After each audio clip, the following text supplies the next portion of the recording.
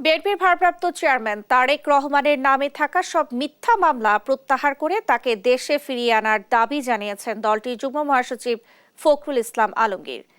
শুক্রবার বিকেলে গাজীপুরের কাপাসিয়া সরকারি পাইলট উচ্চ বিদ্যালয় মাঠে বিএনপি নেতা ব্রিগেডিয়ার জেনারেল অবসরপ্রাপ্ত আসম হান্নান শাহর ৮ম মৃত্যুবার্ষিকী উপলক্ষে স্মরণ সভায় তিনি কথা বলেন।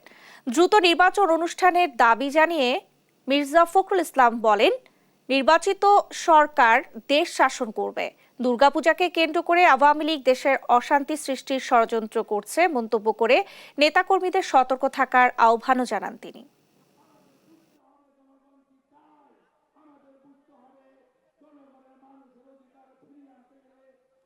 আজকে এই সভা থেকে বলতে চাই যে সমস্ত মামলা প্রত্যাহার করে অবিলম্বে আমাকে দেশে ফিরিয়ে আনার ব্যবস্থা করা হোক।